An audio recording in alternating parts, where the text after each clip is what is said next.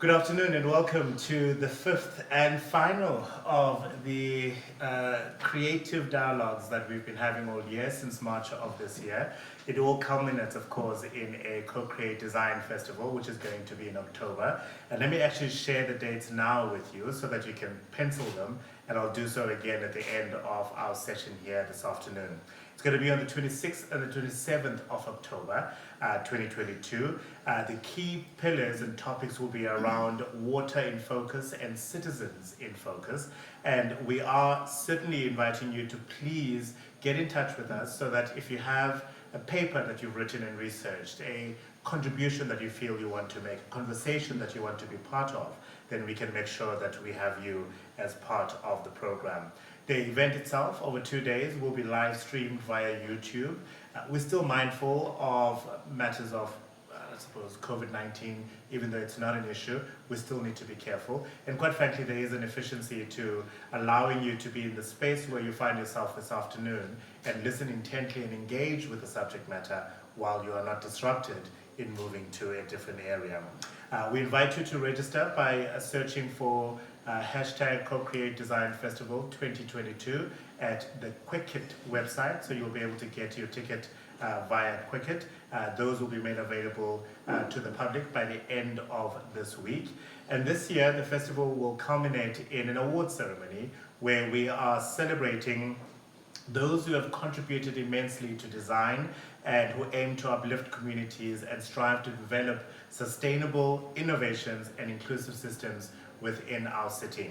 It's the Co-Create Blue Green Cities Design Awards, which will be on the 27th of October. And if you're a designer in this space and have contributed beautifully to Cape Town, to South Africa, to the continent, to the world, in any way whatsoever, and you believe you need to be celebrated, well, let us know. And if for whatever reason you are too humble to let us know yourself, get a friend to let us know. That way we can still get to celebrate you in some way. My name is Africa Melane, and it is my joy and pleasure to be your host once again for the next 90 minutes or so. We invite you to use the platform, the Q&A platform, to ask as many of your questions as possible of our guests. We've got two incredible individuals who are working in the space of finding common ground. We thought it apt that in the final of the series of dialogues, after all the conversations we've brought to you so far, we talk about community. Because ultimately, these spaces that we are imagining, these incredible experiences we are designing, they are there for the consumption of the community. How do we find common ground is the essence of our conversation today, and we certainly hope that you will participate by asking your questions using the relevant tab on the platform. They get it to me, and I get to fire it off to our two guests. But before we get there, time for us to introduce you to someone new to the family of Cape Town, but obviously not new to the space that we find ourselves in.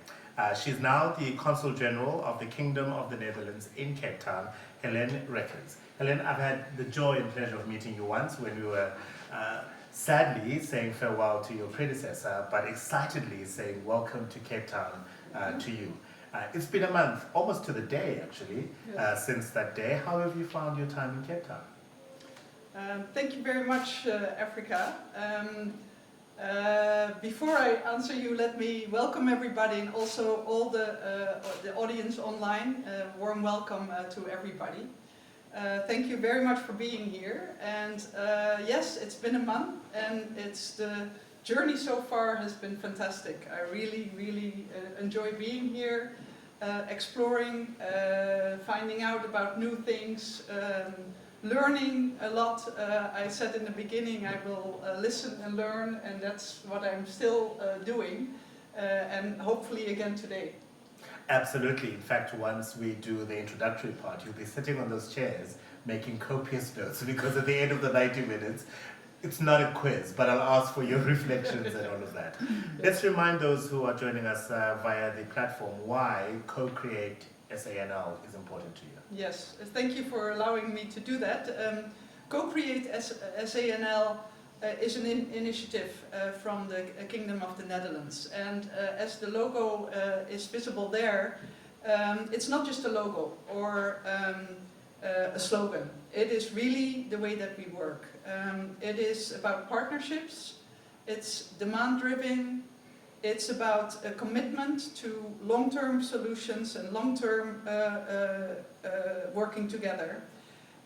In short, co-create is looking for solutions for local problems in an innovative and a sustainable way. And this is important to your consulate and to the Kingdom of the Netherlands because, one, there's a very deep and rich history between the two countries, particularly Cape Town and the Netherlands. And two, it's an opportunity for us in South Africa to learn what the Dutch are doing and for the Dutch to learn what South Africans are doing. Yes, absolutely. And that is exactly the gist of co-create. And therefore also very important to continue this initiative.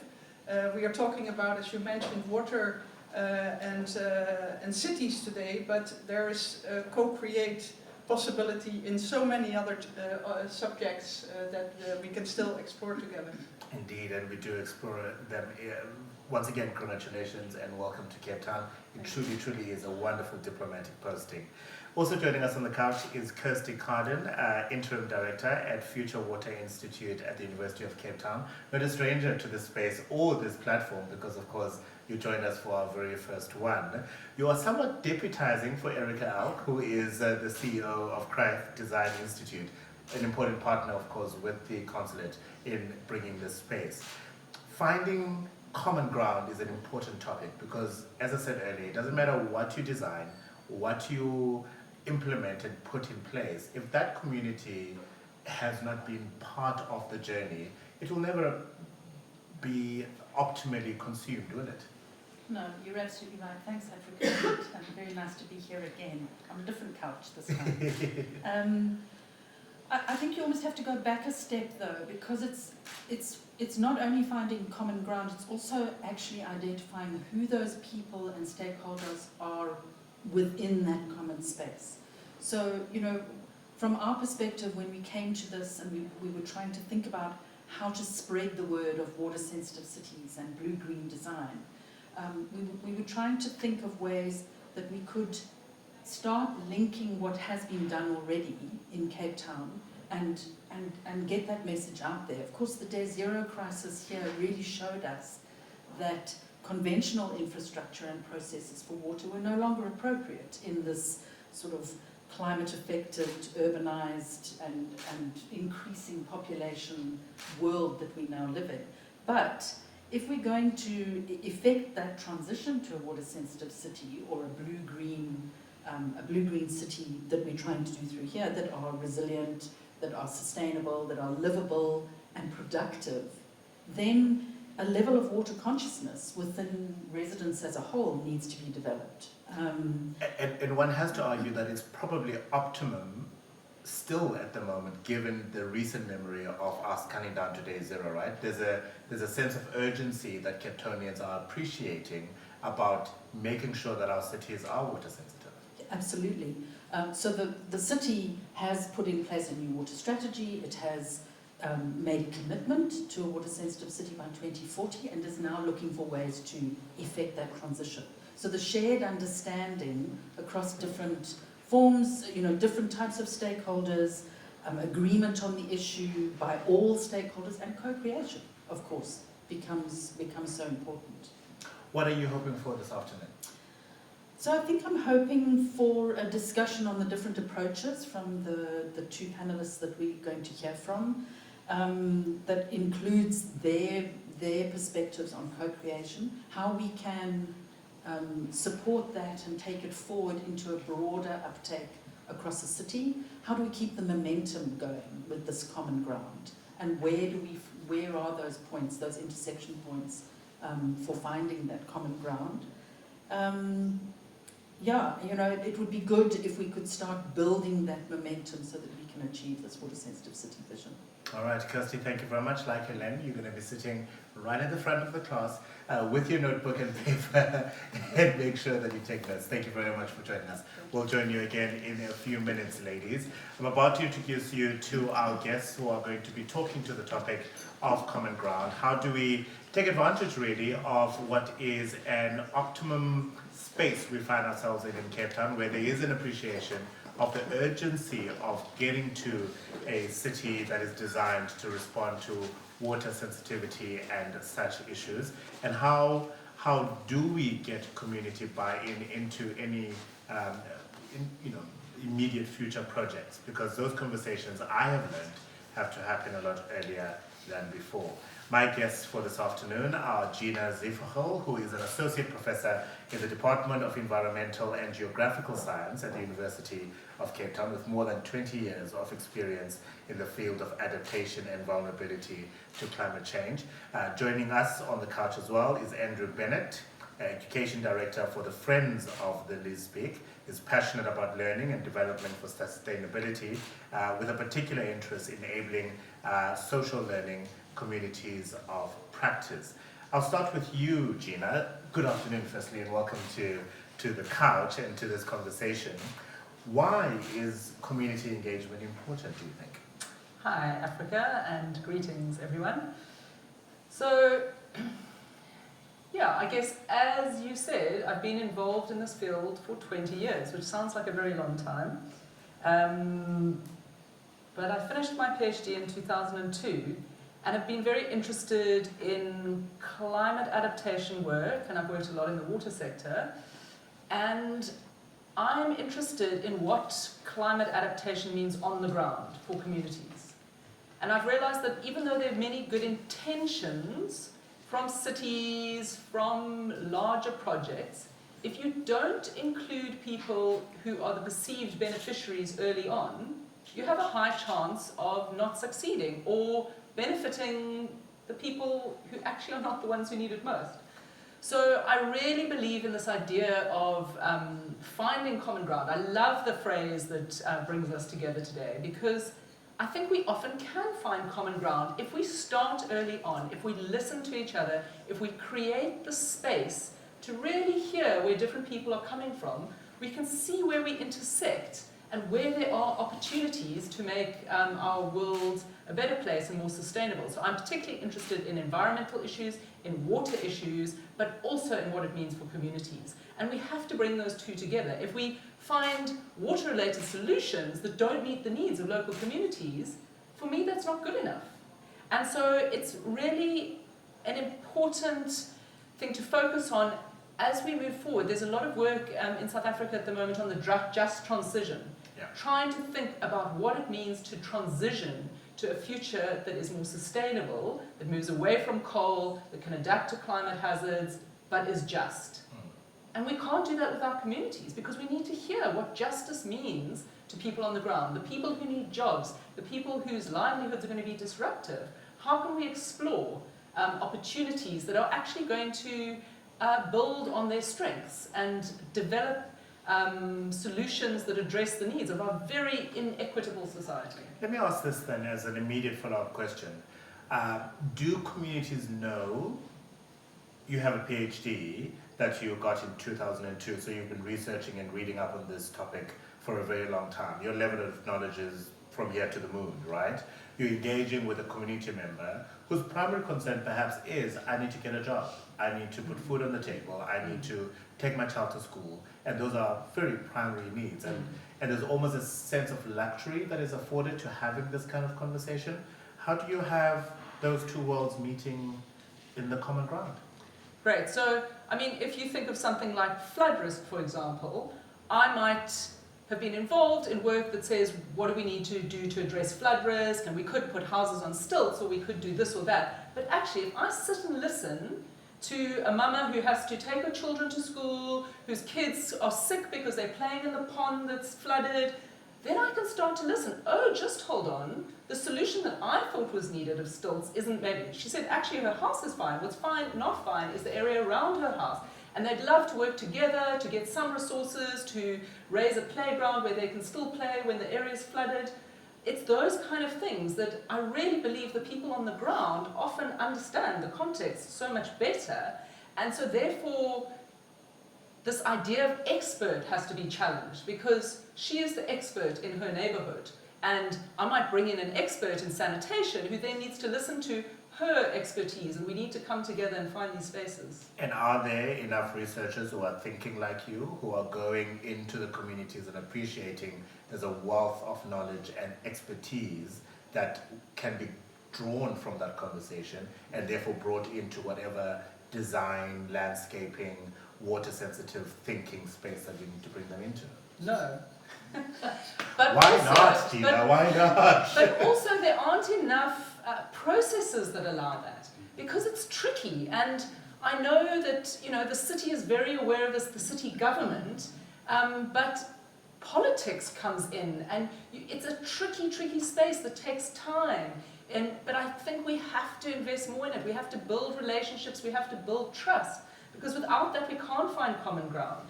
And so it's this tension we see in this space where we need a just transition, we need it urgently, but we're not going to get where we need to without finding the ways to really see and listen to each other. Well, Andrew, you with the Friends of the Liesbeek, and perhaps let's start from the beginning. How did the Friends start? Thanks, Africa. Thank you for the opportunity to be here. It's actually quite an interesting story. It goes back around 30 years, 1991 to be precise. So if you can think about what you were doing in 1991. I was in standard 6. Okay. I was definitely not thinking about the Liesbeek River, I'll tell you that. Well, that was the point, is that many people weren't thinking about the Liesbeek River. But back in 1991, it was a really interesting time in South Africa. I think we can all appreciate it was pre-democracy. It was the time that the ANC had just been unbanned, the release of Nelson Mandela, and there was a lot of uncertainty in South Africa about how the country would be governed. And that uncertainty went right down to the level of community, I'm sure across South Africa, but even in the southern suburbs of Cape Town where the Liesbeek River is located. And there were a handful of ordinary residents who were thinking, who's going to look after this river? What is the future of this beautiful historic river in an urban setting? And the history is something to really delve into, probably not time today. And there's quite a lot written about it, but it really was about looking at the value that the river offers the city and the community, and trying to understand who is going to take responsibility and accountability for that in a space of uncertainty around governance at the time. So it was literally a handful of ordinary residents, no one with particular professional training in the environmental space. It was a doctor, a lawyer, a teacher, just people with an interest in the river itself. And I think the broader context, if you think about also what was happening at that time, it was just prior to the 1992 Rio Earth Summit, the United Nations Conference on Environment and Development. So it was really a time of awakening around sustainability and sustainable development in general, and communities saying, how do we respond to this? And if government isn't going to respond to it based on the uncertainty at the time, then we need to take action ourselves. And that's really how it started. And how do we bottle that up and replicate it 151 times across the country, where it is the community that is determining this is a need that we need to address right now. We might not have the expertise,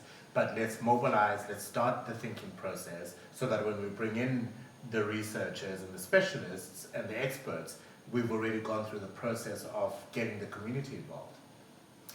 So it's taken 30 years and we're still at it. I mean, I wasn't involved in 1991, but there's certain people that joined the Friends of Liesbeek soon after that are still involved. So there's been continuity. I think, to be fair, it is in a privileged space in the sense that it is closely connected to the University of Cape Town for one, so there's been a constant interest from students and many of the lecturers as well, bringing their students down onto the river to do various studies.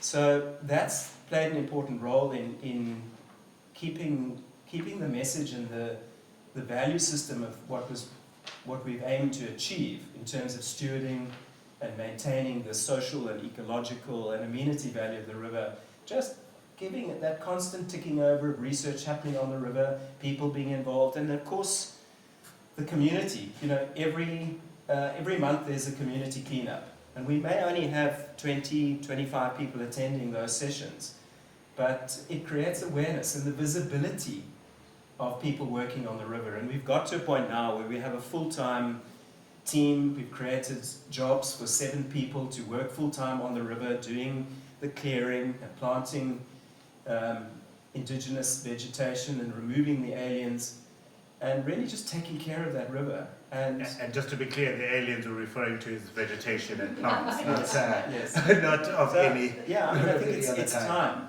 It's time, it's visibility, it's learning through practice. I think that one of the huge value of a community organisation like the Friends of Liesbeek is that they've been doing a lot of the work that the city perhaps isn't able to get to. Just on a daily basis, ticking over, making new discoveries. The purple loosestrife was discovered by the Friends of Liesbeek in the Liesbeek River. It was the first discovery of that alien vegetation, certainly in the Western Cape. I'm not so sure. Yes, it's an alien species, and there was a lot of publicity worldwide around that species, but very little was known about it in South Africa. And its ability to literally just take over a waterway is quite profound. Yeah. And yet that was discovered by ordinary people just making the connection on the river. Gina, what that then sort of segues into is that important question of when is the right time to start bringing the community into any conversation. Right. And it's a tricky one to answer because sometimes there's a group that gets together who wants to take something forward and they think that they've got the group they need. And as they go along, they realize, oh, just hold on, there are other people who we need to bring in. And that's great. You know, we can bring in people as we go. But I think what we need to do is try and find ways to bring in diverse stakeholders as early as possible and explore and open it up to see where different people can come together. Because one of the things I've learned around doing collaborative work, and in the academic space we talk about interdisciplinary work and transdisciplinary work, is that actually sometimes creating the questions together is really important. And if I create the questions and then bring you on, it's my question and my framing that's driving things forward. But if we can have space to actually ask together what the question is, we can then have a more integrated process.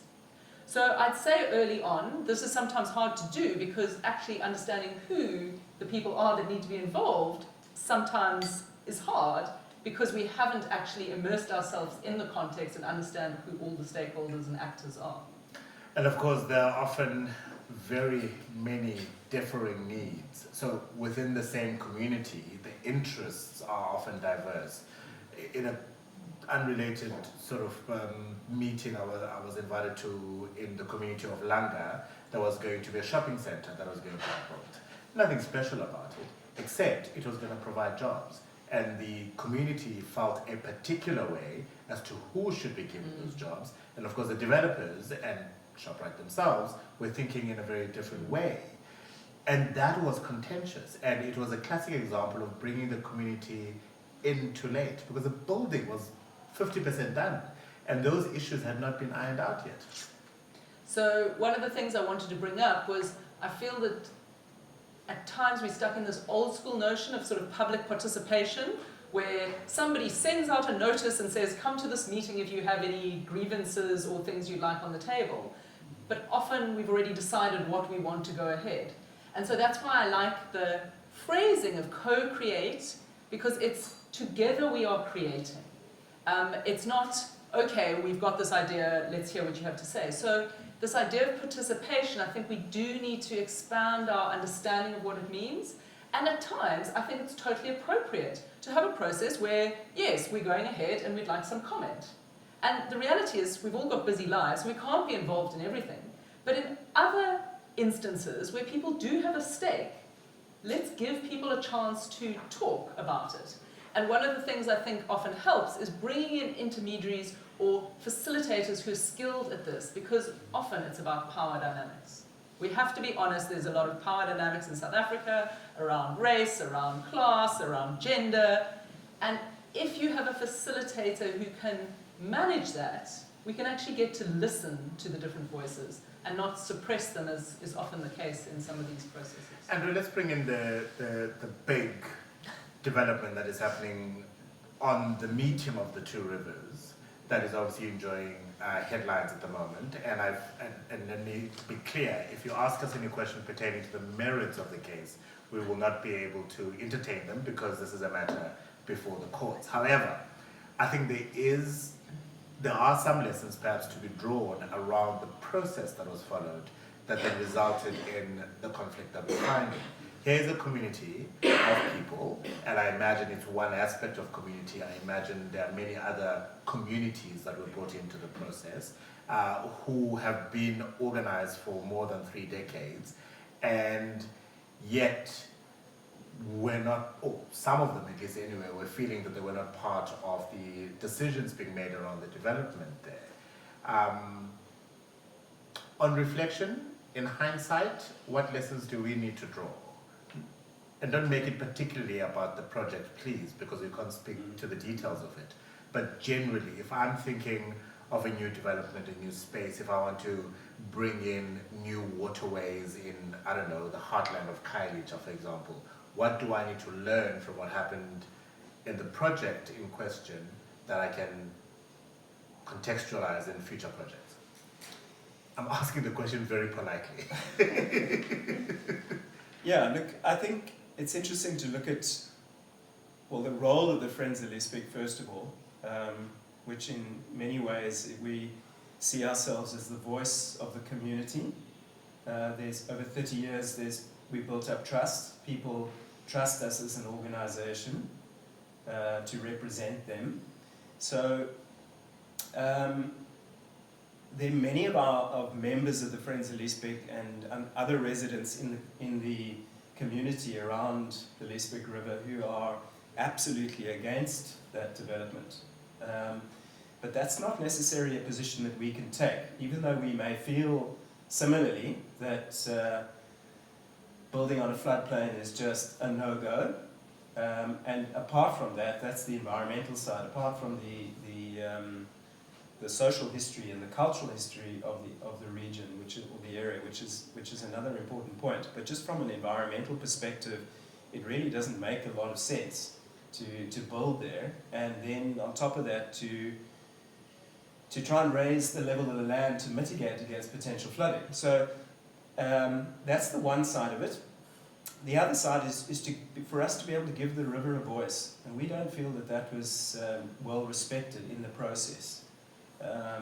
That's something that is really important in sustainability thinking, is to be able to represent nature and to be able to, for us as human beings to be a proxy for nature in a to be able to prioritize that. And that's a really difficult concept to get your head around, to be able to represent nature in a development space where the goals and ambitions are really about money and power and development and making sure that people have jobs and creating jobs, and largely at the expense of a river. So we've tried to be that proxy for the river in the development, at the same time balancing the range of perspectives, from the ardent environmentalists who don't want the development to happen at all, through to Friends of Liesbeek's official standpoint, which is to recognize that development is inevitable, but how do we do this with respect to the natural environment? So where was the shortcoming then? So if the acknowledgement from the Friends is that development is inevitable, what faults in the process led us to the standoff that we're finding ourselves in now? Well, I think it's as Gina's already said, that the decisions were kind of made before the community was engaged. The current public participation process isn't powerful enough in terms of representing communities. I think it allows one to participate, but it doesn't necessarily allow that co-creation space, that framing of questions and ideas, which really needs to start a lot sooner in the whole journey. Than there's very much a sense that it's just a formality to participate when decisions have already largely been made. Gina, do we need then slightly more directed legislation that says public participation will include elements of co-creation, where the landscapers, the designers, the developers will need to formulate those questions with community members that need to be answered before any, I suppose I'm being slightly extra purposefully, because ultimately legislation gives us the boundaries within which we have to operate, right? Surely it's up to the players who are operating in that space who then determine the nuances and the fine-tune. So I think that's very tricky because, you know, as somebody who lives in a neighborhood, I want my roads to be built, I want, you know, so there's certain things where I don't want to be consulted. I'd like it to go ahead as fast as possible, and we all know the consultation process can be quite drawn out. So legislation becomes a tricky one to manage. So when do you want that legislation to come in? What I'd like to see rather is an intention to explore projects and certain activities where it is clear that participation would be valuable, and to start that early on, and also to find resources for it. And I think that is challenging. So I work quite closely with EMG, the Environmental Monitoring Group, which is an NGO. They work with lots of local activists, and through a project we developed a whole lot of community-related data around water services and access and the challenges at the local level. And so as part of that, we engaged with the City of Cape Town to have some dialogue. So this is really great progress, and it's really important that residents are able to share their perspectives. But just to allow that to happen, through my project I was able to fund transport of these people who can't afford to get to a discussion without some remuneration for transport. So it's having those kind of resources to enable this co-production often also needs to be thought through. And I know the city currently battles with those kind of resources because that's not how things work necessarily. So how do we fund these kind of things? I think internationally a lot of funders are getting more supportive of this type of work. They recognize the value of co-production. I know in the climate change space where I'm involved, it is increasingly seen as something that funders want to see. And so we're working with local governments and local NGOs in various cities across Southern Africa to try and do this kind of work. But it's hard often, and we've got to shift what we think of as a successful outcome. It's not necessarily how many X were built or how many Y attended the meeting, but it's often the quality of engagement, the trust built, which isn't something that's easy for funders to say, well, more trust was built. And actually that should be something that's really important. Let me ask this then as a slightly romantic question. We know that the integrated development plan is something that cities, province and national government, quite frankly, are legally and constitutionally required to develop, right? Those plans tend to take a long-term view, be them 5 years, be it 20 years, whatever the case may be. Should the conversations not happen then? So instead of having that consultation around what are the sensitivities around waters in our city, instead of those happening around particular development projects, should they not be happening generically citywide so that they inform the city when they have a proposal from a developer to say, let's develop a suite of offices in that plan. They can go, wait a minute, we actually had EMG doing some work, consulting with the community, and these are the questions that were answered, and therefore, if you meet these criteria, you can go ahead. If not, go and redraw again. So I do think the IDP, the Integrated Development Plan, is a very important place for us to engage. And I know what was interesting for me is when I worked in Piketberg, which is a much smaller town, there we brought in youth, we brought in different perspectives to attend the IDP feedback sessions, and it was almost easier to manage. Sometimes I think in big cities, it's almost harder to sometimes get engagement because people don't really know what's going on, or it's harder to communicate that, but I do think that that is a very important time to get different perspectives. And it also depends on your local councillor and how active they are in sharing information about that. And it's been great for me to be in a neighbourhood where I've seen our councillor invite us to those meetings, which I think is important. Andrew, is there a sweet spot? Is there a magic formula recipe that needs to be met for us to be satisfied with the community engagement, that they are part of the process, and obviously development that ultimately needs to happen in the city? That's an incredibly difficult question. I think that, you know, what also helps, and I'll use the example from the Friends of Liesbeek, is that we have some, you know, there's a lot of intellectual knowledge within the organization. They're key people who understand the dynamics at play, that have the professional insight as well as being connected to the community on the ground, and that certainly helps with the engagement. I think that, you know, the concept of a champion or a social artist, as Gina was mentioning earlier, the facilitators who have the ability to hold that space, manage the power dynamics, that is so critical. And at the end of the day, and this is so difficult because there's so many agendas at play, and many of the time, often we're not even aware of the agendas and the way we frame things. Language is such a huge barrier. Just the way something is articulated can raise the ire of a whole group of people, you know, without somebody even really realizing it. So it's a really skilled process that's needed to engage the various role players and then to take it forward, and also then to know when to be a little bit more forceful and say, guys, this is now time to move forward. We can't just keep talking forever. Yeah. I think that's key, is that there has to be a point where you move forward and there's some sort of agreement. Which I think speaks to the first of the questions we have from Nicolas. By the way, once again, please use the platform that you are following this conversation on to pose and post your questions. We'll try and get through them as much as possible. Nicolas saying, as water-sensitive solutions may take decades to roll out and maintain, how does a community organization keep momentum and consistency when you don't have the luxury of a UCT, for example, as a neighbor? I'll give that to you, Gina.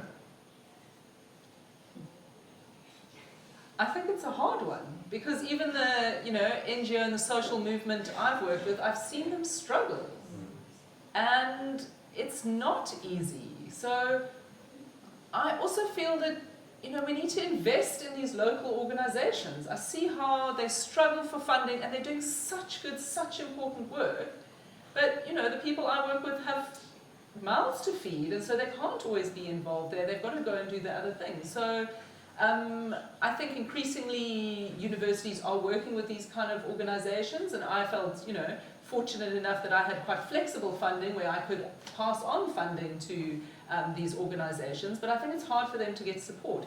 But sometimes the type of support they need is help writing a proposal so that they can get funding. So if myself as an academic can support something like that so that that organization can get funding, that's great. And there are other kinds of ways we can support organizations and community activity to ensure that it goes ahead, because I think it's a difficult space. It really is. Nikki also asking, because co-creation with affected communities often takes additional resources, who should fit the bill? I'll give that to you. Andrew. Well, the Friends of Liesbeek has been primarily funded by local corporates in the area for at least the last 20 years of its 30-year existence. We really struggled for the first 10 years on a shoestring budget. There was no money, but again, it is in a privileged space. We've got South African breweries, AB InBev, right on the river, who use the water to make beer. And they were one of the first sponsors of the organization, recognizing the importance of just keeping the river clean. But it's been private funding that has kept the organization going.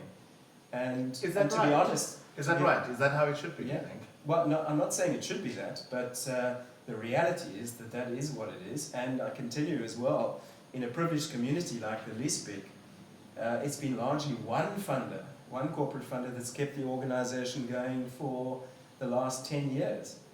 And, you know, Gina's also right in that we don't really have a strong marketing team. The friends at Liesbeek, the executive committee are all volunteers, we're all doing different things. To be honest, none of us are particularly good at marketing. So, you know, we would have to employ somebody or have someone with that experience come and do it voluntarily. So it's incredibly difficult to raise the money. You know, we've literally taken the stance of the more visible we are on the river, and the more we can publicize the good work we're doing in the hope that people will notice that and say, that's great, I think I will support that. And that is happening. But it takes time. The relationships, you know, you make a connection, it doesn't automatically translate into action or funding straight away. In some cases, it's years later that actually materializes. And in that meantime space, that's when an organization can fall apart. Gina, I do hope that we have seen an evolution in the involvement of communities when it comes to planning, to building, and to developing our cities. And I like to think where we are now compared to where we were 10 years ago, certainly 30 years ago, that the evolution has been going in the right direction. Is that true? Yeah, and I think, you know, there's some good examples. So, for example, in Cape Town, we've got an NGO called Cork that works on community resilience that's linked to Shack Dwellers International. And I know the city has worked with NGOs like that to think about planning and trying to think about in informal settlements, how to lay out the settlements, reblocking and things like that. And so we're seeing more of this type of work, and we're also seeing more ways of working with these organizations. I think, you know, city government has realized that, big corporates realize that they need to engage people in their area. And I think, for me, what's so important is, can the powerful actors, like these big companies, actually start to have a more holistic perspective where they understand that if they give different voices a chance to speak, it's actually going to be in their interest. And so if they've had a narrow view of the problem, they think, these are my clients, and so I only need to talk to them, they actually are missing out on having a more impactful role in society. So Africa, just for the record, we haven't had a chance to engage with Amazon or Jeff Bezos yet. I mean, that's a bit of a joke, but the reality is that if Amazon was serious about sustainability, they would have. Yeah. They would have said, who's in the area, let's talk to them. I wonder though, I mean, I know that the company you've mentioned is the key tenant in the building, but they're not developing. Was I not supposed to mention it? I'm just doing my job so that if they come after us, they can come after you. You know? This is my quick marketing pitch, because if Amazon help us with a bit of funding, we'll be very happy. And I'm sure they would be open to that. Look, I've never engaged with a company. I don't know what their corporate culture is, but there's a part of me that almost wishes that they would have been brought into the conversation a lot earlier. When we talk about community, we often talk about the community of people who live there. But a moment ago, we realized how important how the corporate community is in this conversation, and I think it's a missed opportunity. Because work needed to be done in that space, and as you acknowledge yourself, development was due, and had we done the right thing, whatever that is, and I fully appreciate that right thing could have been unique to that community, and it might not necessarily play itself out in Ocean View that has a very different set of needs. But whatever that right thing is, it could have saved us all the trouble that we are in now. In your experience, though, what do you think are the main challenges when it comes to community engagement?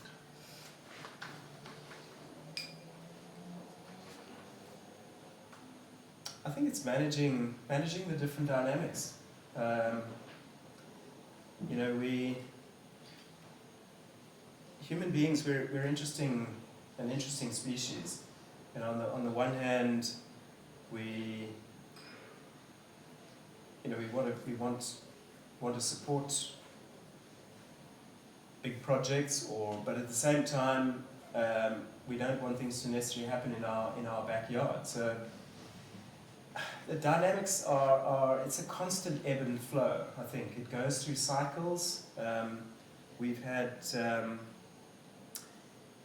people wanting to do amazing things on the river, but we just know that from experience that wouldn't work, or what they're proposing is not a good design or not a good idea at all. So I think it's really just trying to manage those dynamics. Let me perhaps place a different present challenge. There's a community in Cape Town called Danoon.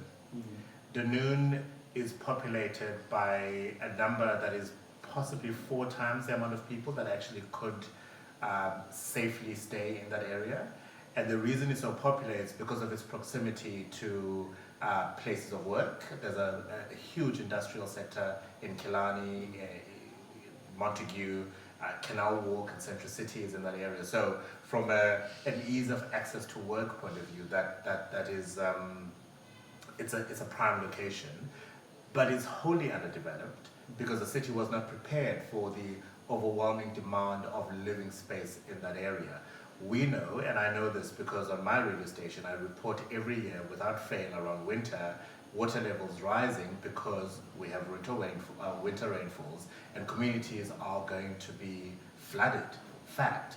And when you try and engage with the community as to it is not right for you to build in this area because it's not safe, the person's primary need is yes, a roof over their head, but ease of access to a job where they don't have to travel for 3-4 hours in the morning to get to a job where they're incurring a cost of 80% of their salary. These are real challenges from community members. How do you even begin the process of engaging with that community when it comes to development? When the needs of us around building a water-sensitive city, a city that is responsive to climate adaptation, and a community member who says, I can't live further than this because I just can't afford it. Look, there's one good example I can share, and that's a similar river team to the Friends of Liesbeek that was actually modelled on the Friends of Liesbeek, and this is a river team called the Mosselbank River Maintenance Team. They're in a community in a development in Versantekral, which is about 10 kilometers outside Ziervogel in Cape Town.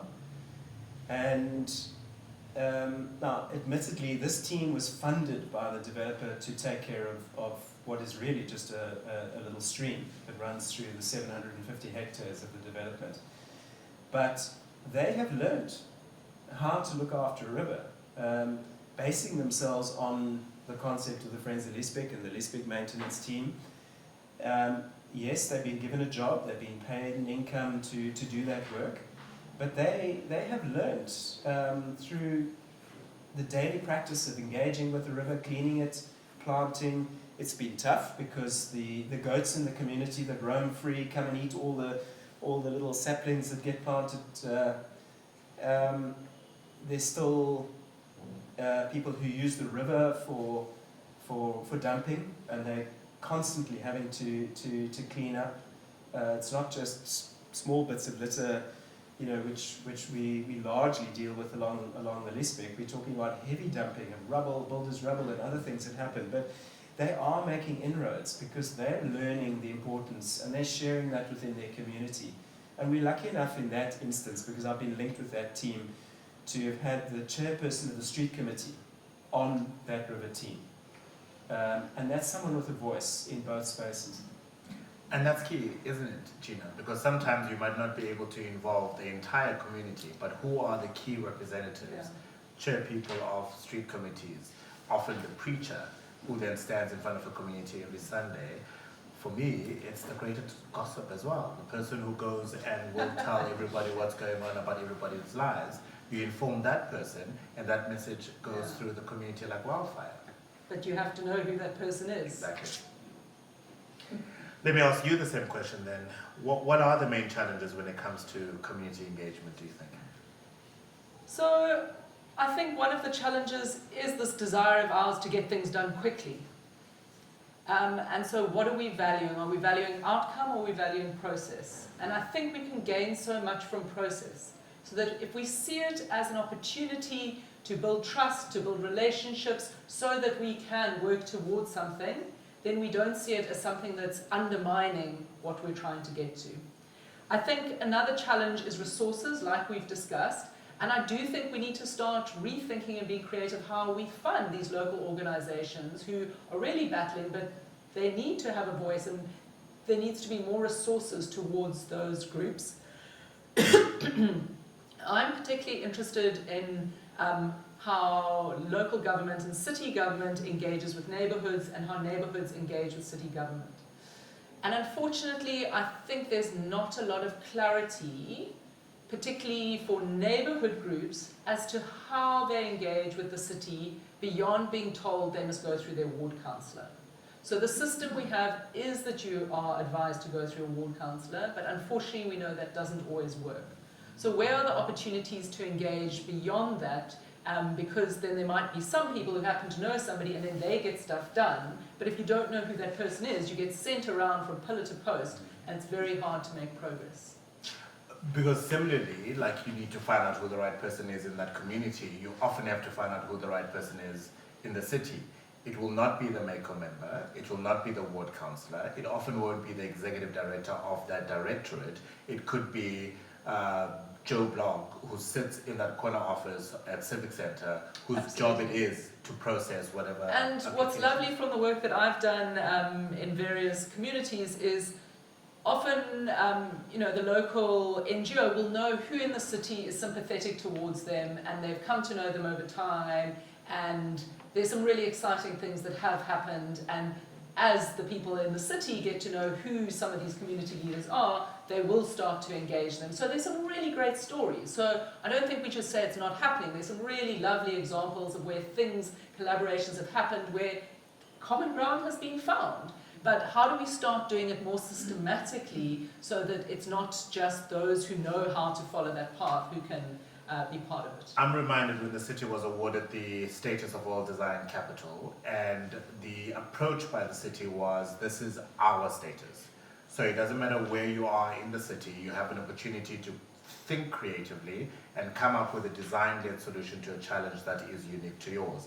And I think wards were given certain budgets in order to address that. And it was fantastic because it doesn't matter which ward you are going to. One, they were aware that there is a pot of money that is available for design-led solutions. And two, they were activated to try and come up with solutions for those kind of things. And we know the kind of myriad of wonderful projects that came out of that.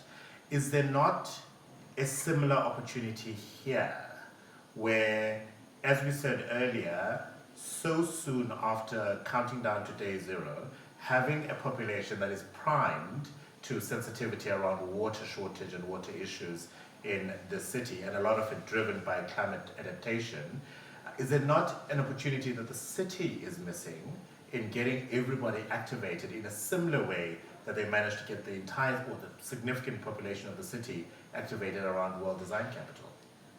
I would say yes, but it would be great to hear a response from the city because I think they are constrained by their budgets and the ways they work. So that World Design Capital allowed them to do something different that we saw was very positive.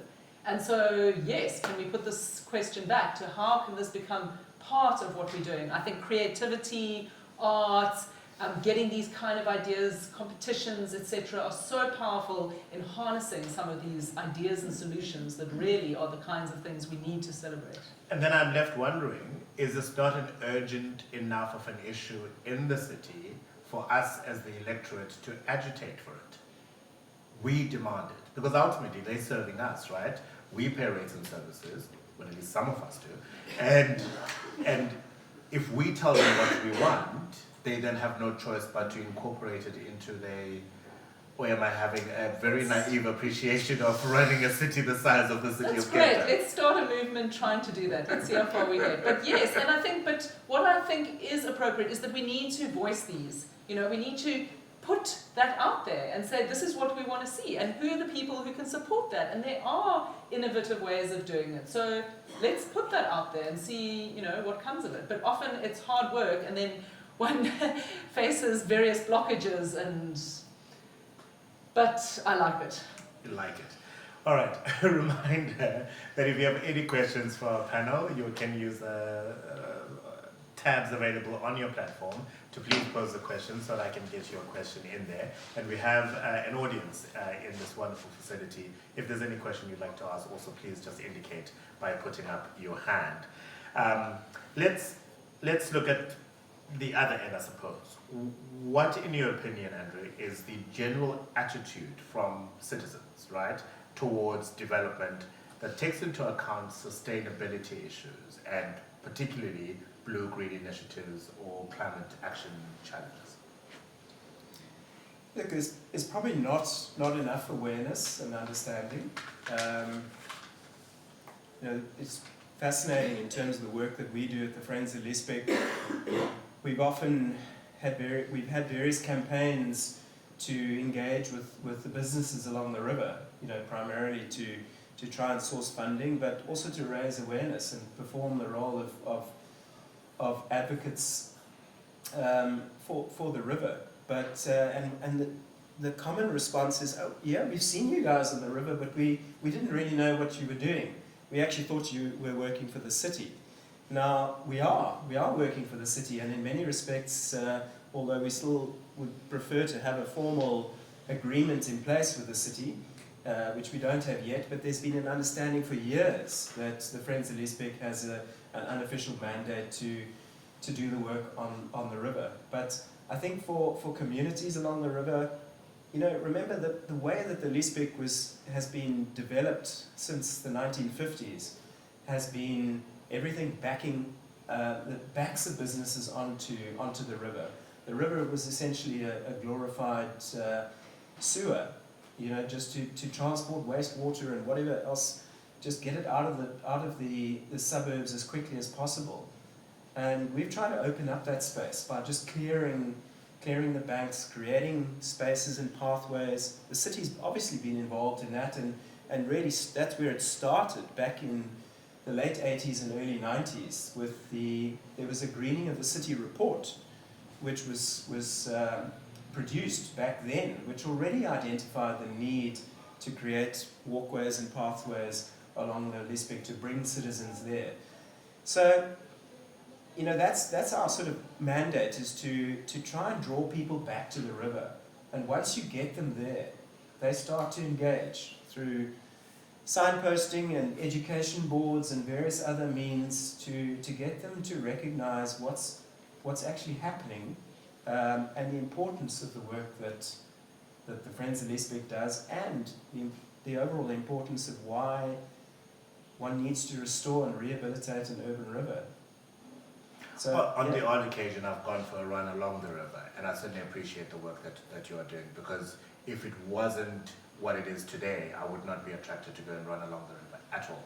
So, and I know that a lot of community members along the stretch of the river really make use of that pathway as opposed to sticking to the main road, which is a danger to life for many different reasons altogether. In Africa, I must just say, it's not only the Friends of the Liesbeek. There are a host of other community-based organisations that are operating. You know, we have the Upper Liesbeek River Garden, which is attached to the group that runs that is attached to the Friends of Liesbeek, but it is essentially its own little organisation that funds itself. And there are various other groups that do tremendous work as well. But there's almost an umbrella body or umbrella function that Friends of Liesbeek performs, mainly because it's been in that space for as long as it has. and managed to develop the relationships to keep itself going. To you, Gina, what is the general attitude you find from citizens toward development that takes into account sustainability and those kind of things? Then I'll come to your question. I do think the day zero drought experience has made Cape Townians more sensitive to water-related issues. And so that's been really helpful, I think, in many ways. And being aware of where our water comes from, the water cycle, trying to ensure that water goes into the ground, the kind of idea of sustainable urban drainage might be a technical term, but I think for the everyday person, seeing that water go into a garden instead of into the kind of sewers is something that's important. So I think that there's been a shift through that and appreciating that you want to look after water and find ways to look after your rivers and canals, and then when you see that, you also enjoy them more. So I think that it's shifting. Does it extend to Khayelitsha, to Hanover Park, to Dunoon that we spoke about earlier? So, I mean, I'm really sad that Sianda's not here from the Khayelitsha Canoe Club, who was going to join us, because there's a lovely wetland area there, and I know that the people that I've worked with in Makaza really appreciated the improvement of that area and having that space where they can have some space to walk and have outdoor areas. So I think, and the people I work with in EMG and the Water Caucus, obviously they're the activists, but they feel very strongly about water and looking after it. Yes, they're trying to deal with the everyday struggles of sanitation and houses that are built badly, so there are water leaks and all those kind of things, but they appreciate it when there is more of an enjoyable environment. So I think that is really important, and where people can, there's amazing investments in small little gardens and things like that to make the area look better. People saving rainwater, etc., to water their plants. So, I mean, it's, you know, a hard life living in some of those areas, but I think people really do appreciate it. We've also seen a lot of activation around the Philippi horticultural area, for example, where community have said, wait a minute, development, pause, let's have a conversation around how it's going to impact on the environment, because this is important land as far as food security is concerned. And in previous dialogues, we've reflected on the work being done in Menenberg and such areas where communities actually have been an essential part of coming to an agreement with landscapers, designers around what might or might not be needed there. And maybe just one more thing on that. Colleagues of mine who work in eThekwini in Durban were part of a very interesting project where those communities who had rehabilitated the riverbanks and invested in the river had much less impact from the flood. So there was a direct example of why you want to invest in your natural environment to protect yourself from some of these extreme climate events. For sure. We have a question from the audience. I'm not sure if one of the cameras can turn around so that somebody can see them or not. They'll hear your voice. Great. Thanks, Africa, and thank you both Gina and Andrew for a really engaging discussion. My question is more directed to Gina, and you can also add if you have some ideas. But when you, in your opening remarks, Gina, you mentioned the importance of the justice in the just transition and how we really need to involve the community at the very beginning. And I work for the Consul General, Melane, the Kingdom of the Netherlands, and we are quite heavily involved in this just energy transition. But one thing I think we are struggling with, and I wanted to ask you is, what is your sense of youth engagement or youth interest in these topics of water-related matters, climate change, and do you have any tools or ideas to get more engagement from them? Because some of our projects are really struggling to get a big level of youth engagement. So do you have ideas on how we could be more attractive to youth, how we can bring them to the table? Because we really want to, but I don't know, I think maybe the ways we try to reach out to them is not the most effective. Have you tried TikTok? Yeah, I'm trying to convince everybody. That is my next idea, yes. I don't understand it. I really don't. I don't know how you can take a very complicated, complex subject and condense it into less than 90 seconds and present it in a video, but that's where they are playing. That's the space that they are in. And TikTok, when somebody makes sense of it, can explain it to me it really, really is consumed in that way. But that was just... Great. So yeah, I don't have any advice on TikTok, but what I would like to say is that I've been quite inspired over the last few years at these kind of youth climate movements that are emerging. So the African ACA Climate Alliance, and then the Climate Justice Coalition, both in Cape Town, and Project 90, who work with the youth, and they're involving the arts, they're doing marches, and so there's a growing movement that I've seen among the youth. So I think they are interested, but it's hard to connect with them, and it might possibly be things like TikTok, and I've never thought, I mean, I've never even seen it, but now it makes me want to go and try and do something on TikTok. I hadn't thought of that. But another thing I was thinking is I've just recently worked with some colleagues and produced a comic on climate change. Specifically, my story, the one in South Africa, is linked to the water caucus and the work happening there. And there's stories from five other places in the world on sort of low-income communities and how they're battling around everyday issues with climate change. And so it's also that kind of material that then becomes available that's engaging rather than this kind of lecture about what you should do and, you know. And so I think we need to find these spaces, and I think it's opening up. We're seeing movies, books, etc., bringing in these topics, and we need to carry on doing that because absolutely the youth are important, and we also need to value them. And so I'm hosting a workshop in 2 weeks' time, and I've invited a number of these youth organizations to have representatives there because I want to hear their voice, I want to hear their perspective because we need to be listening to it. So yeah, I think it's an exciting time, but we do need to make an effort to include the youth and others who might not be heard. The reality is, it is important to them. So that we should never question. They appreciate that this is a planet that will be left to them eventually. They appreciate the challenge of climate change, I find, from at least the people I'm engaging with. And where they can, they make their voices heard. It might be on social media while they're sitting on a couch, unfortunately, so you'll need to draw them from that space and perhaps come up with incentives.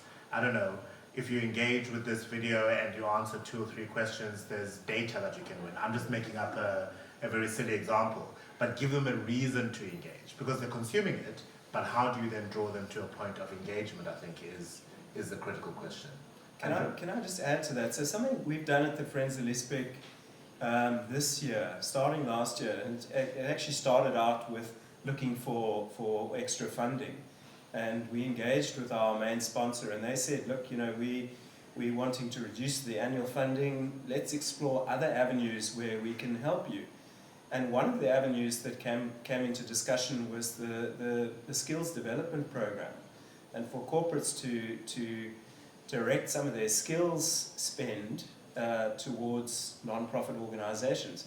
So we teamed up with a training organization that is situated right on the Liesbeek. We'd worked with them in the past, and we set up a learnership over 8 months for 6 youth between the ages of 20 and 26 from disadvantaged backgrounds. They weren't working, they weren't studying, and they came to work with the Liesbeek maintenance team for 8 months. Now for them, it was mostly just an opportunity for a job and to get some training along the way. But the growth in these individuals after just 8 months has been incredible. They have learned things about a river that 12 years and more of schooling would never be able to really teach them. They've got practical skills, and on top of this, we've been able to then absorb 3 of the 6 into the maintenance team for another year, again through the Youth Employment Service, the YES program, the national government sponsored program. So we've got another corporate on board that's been able to give a further opportunity for these 3 youth, and we're going to repeat the process with a new intake of interns next year. But they're doing a national certificate in environmental practices. It's only at NQF level 2, but it's a fantastic start. And the important thing is that they're getting real exposure to working on a river, and we're hoping that we can almost become a feeder program for employees to the city. and other areas as well. So, you know, we're using what's available to us, the various mechanisms. We may not necessarily agree with all aspects of it, but it's one avenue that is working at the moment that we can make use of. Thank you for that question. I'm still not walking away with an answer that says, Africa, if you take that and you put it in a box and you have that bow on top of it, it's going to give you the perfect solution. I appreciate that as a country and as a community we have moved from a decade ago, 3 decades ago. I appreciate there's a general higher level of awareness around issues of climate change, water sensitivity, particularly because of our recent history. But I'm not yet at a point where I'm going to walk out of this conversation and say, that's it. If we do that right every time, we're going to get it right. Does such an answer exist? Oh, Gina, you're the researcher. But it's hard work, this stuff. It's hard work. Hard work is the answer. Yeah. You know, constantly being willing to learn and interrogating oneself about that learning process. You know, what is my identity? How does it fit in? Why am I doing things? And then, you know, if we can create spaces, and it is so dynamic because one day it works and the next day it doesn't. But to get some sort of continuity and consistency around that space in our busy lives with the dynamics that exist, it's a process. I think Gina mentioned it right at the beginning. It's giving attention to the process rather than the outcome. If we focus on process and worry less about outcome, I think that's where the real inspiration, the creative juices start to flow there. And in all fairness, that's been the one common thing every single dialogue this year, and it will be the what we're looking for at the Co-Create Design Festival in October. It is, what is the process? Share with us a process that has worked, share with us a process that has not worked. What do we need to learn from that? And how do we make sure that when we design the next process, it is going to be optimal? We all acknowledge that something that works in Liesbeek might be a different process to what's going to work in Danune, different process to what's going to work in Khayelitsha and the Canoe Club, for example. But are there any commonalities in those 3 processes that we can draw on and say, okay, cool, these are the basic requirements, and then you just add the new ones then that is required for each of the contexts that you find yourself in. That makes sense, eh? There are many principles that can be followed that are important principles. So I think we've discussed many of them today. And then, doing the hard work of putting that into practice, finding the time, finding the champion who can drive it, allowing people to put their flavour in so that it becomes something that people want to be part of. So I find some of these things are draining and you get a bad dynamic and then people don't want to be involved and it's like pulling teeth to get people there. But if you can get the dynamic right, people want to be part of it. If it's something they believe in, if it's something where they can connect, if it's something that's going to make things better, they will want to be part of it and we'll then find these solutions together. And what I will argue for is time. I know a lot of our challenges are urgent and we need to come up with solutions shortly, but somebody told me once of a Japanese philosophy, which is to plan a bit more and then execute once. If we bring in the community into the planning process a lot earlier, if we discuss any potential pitfalls that need to have an agreed upon process to resolve, we will then not find ourselves in situations where we build something that is then not consumed or not used, or worse, actually not good for the environment, which ultimately is not what we want. Thank you very much to both of you for engaging so passionately about the subject. Round of applause, please, for our panel, Gina from the University of Cape Town and Andrew from the Friends of the Liesbeek. It's a difficult conversation. It is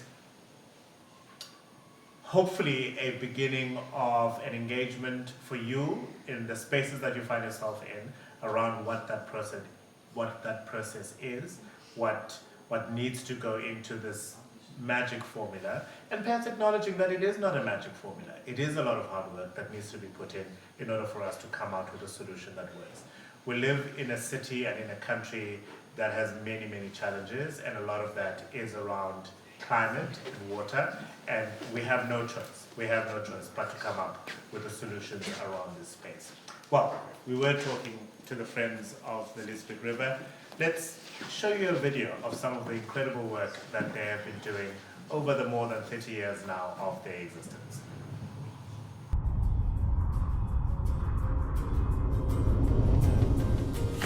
The Liesbeek River used to be a natural river flowing through Cape Town.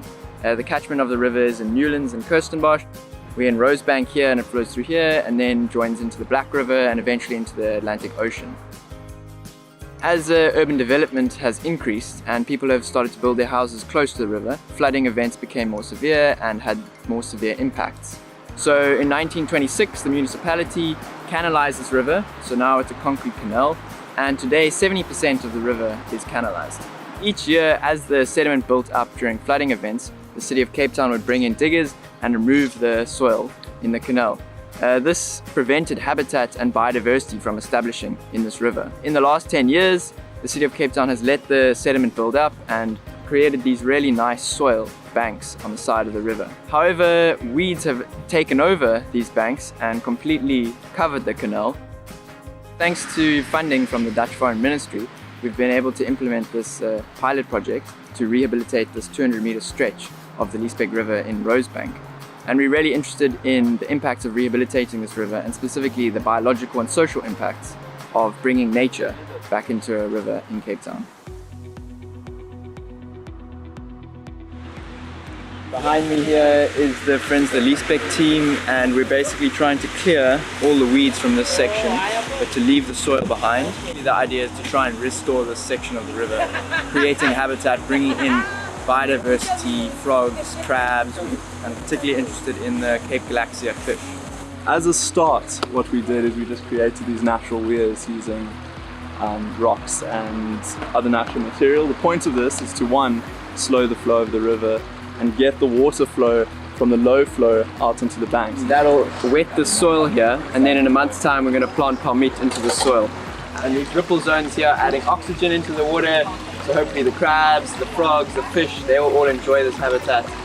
And as you can see, the dogs are really loving it, people are really enjoying it, so this is a success, I think, so far. So this is palmite, or Prionium serratum, and we're planting it in the river for a couple of reasons.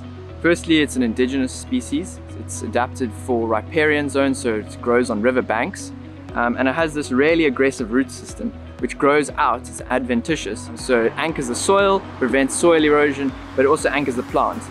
So when the river floods, this plant will bend over, allowing the water to pass over, and then it will pop back up and carry on growing as normal.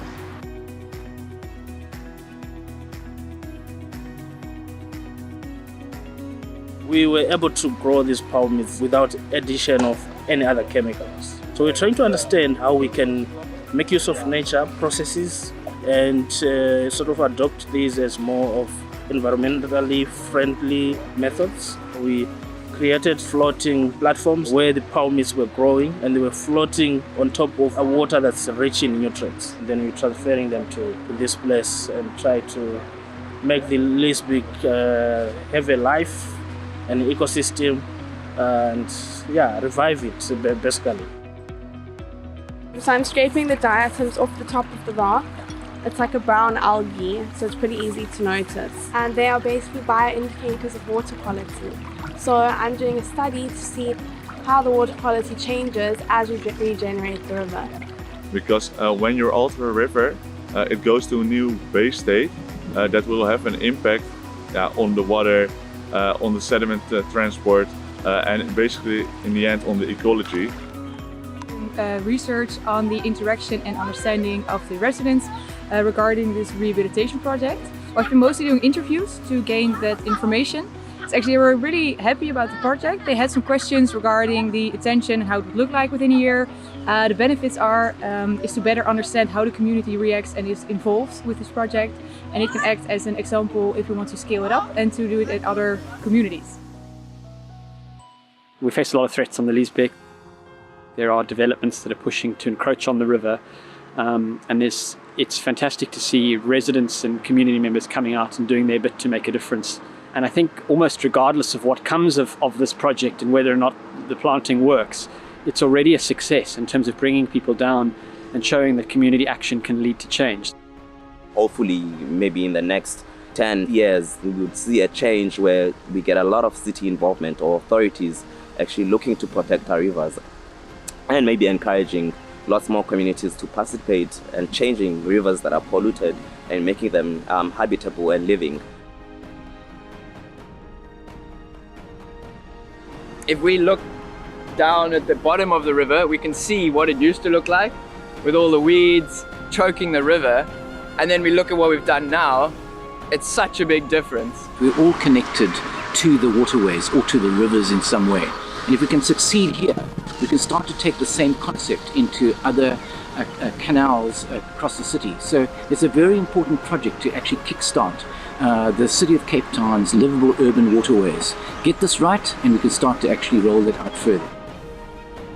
So the health of the city is seen in its waterways. And so when you start to look at our waterways that actually has got good quality water, doesn't get spoiled by pollution and invites nature back into it, then you can begin to say that we're actually starting to get a healthy ecosystem. We build in the health of it. And that health is really important as we build a city that is increasingly having to deal with climate change. It needs to be able to make sure that water becomes part of the resilient characteristics of the city. So the health of the city then is going to be seen in its waterways, and let's start to improve it in that sense.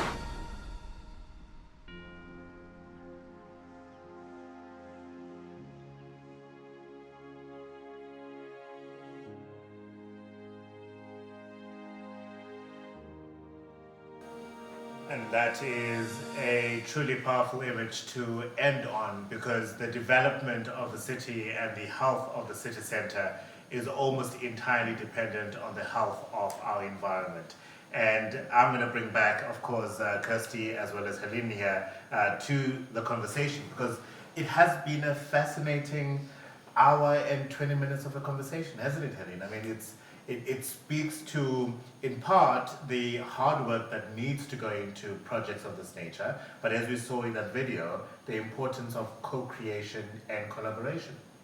Yes, it has been an incredible, interesting hour and a half, and thank you so much for the two speakers to take us along. And certainly, so many of the things that were mentioned are also true in my country, in the Netherlands.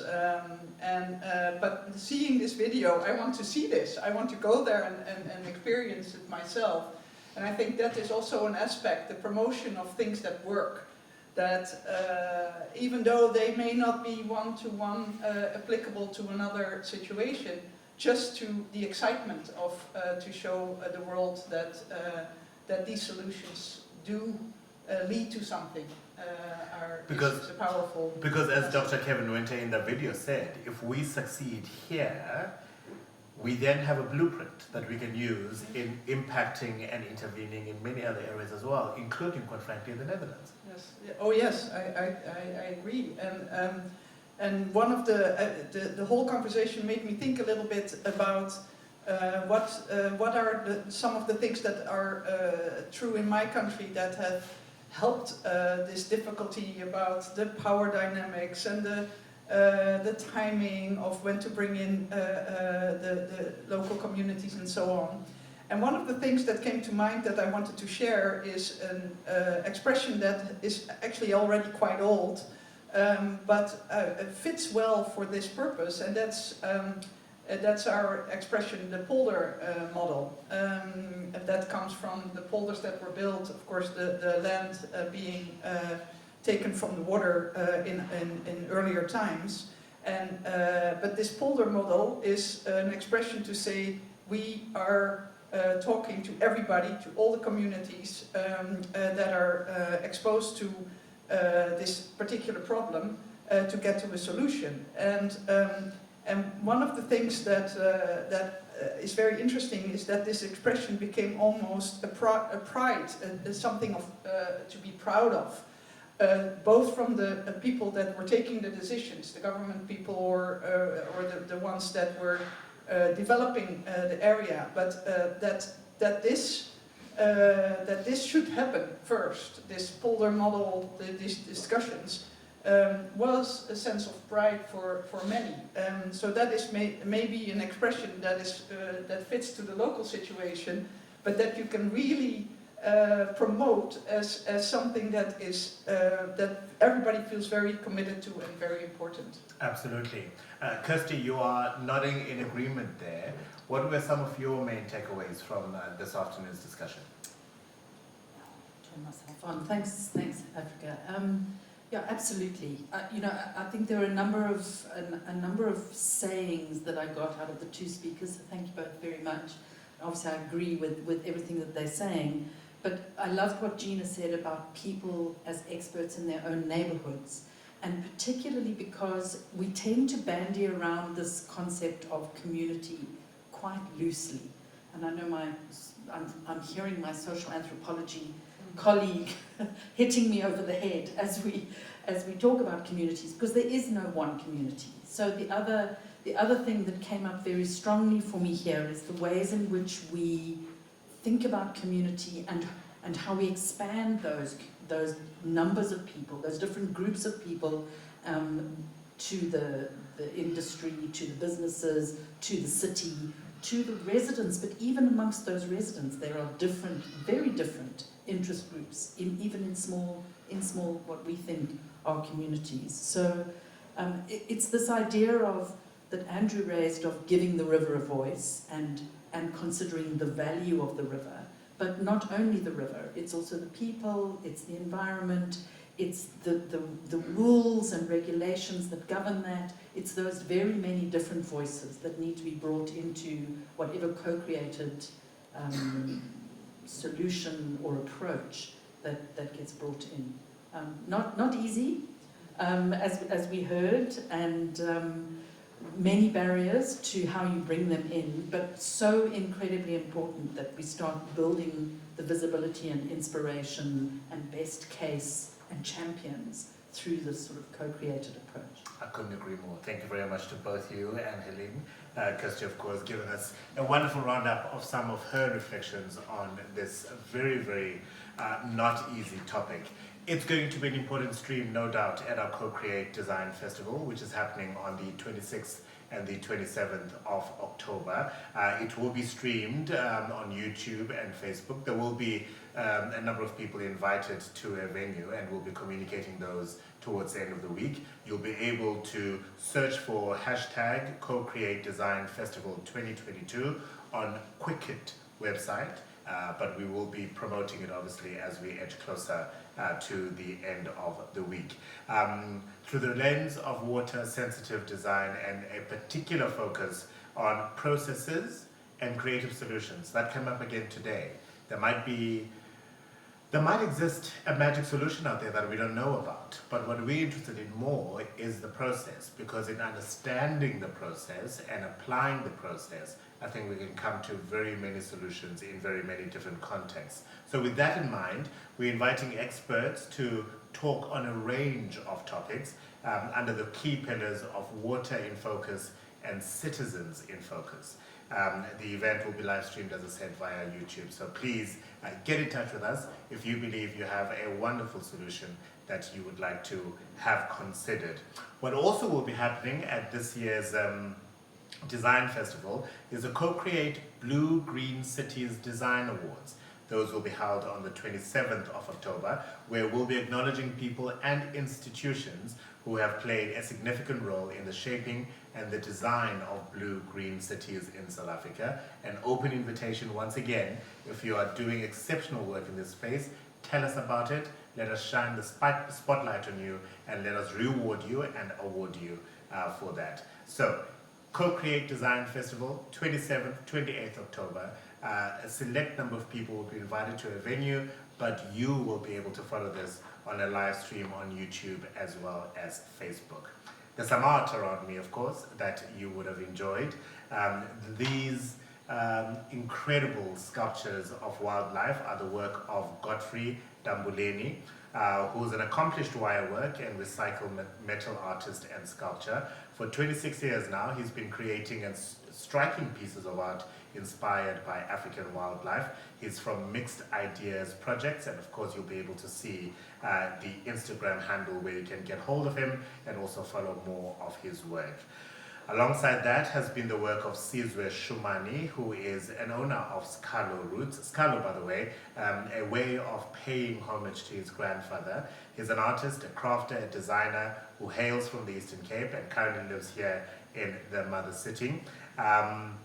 He uses recycled materials such as paper, boxes, plastic, or wire or wood, anything really that he can find in his environment to create these beautiful and interesting art and jewelry pieces. Both artists and their products, you can find them at the new concept store known as the Design Lab, which is at the Waterfront Precinct in the V&A Waterfront. The Design Lab is a collaboration between the Craft and Design Institute and the V&A Waterfront, and it gives emerging designers opportunities within the retail space. And with that, we say thank you very much for joining us this afternoon. It's been very engaging, very thought-provoking, and we hope you're going to continue the conversation, of course, in your communities, but keep us abreast of that on social media. And remember the dates, 26th and the 27th of October. That's when we're having the Co-Create Design Festival 2022. Enjoy the rest of your Wednesday.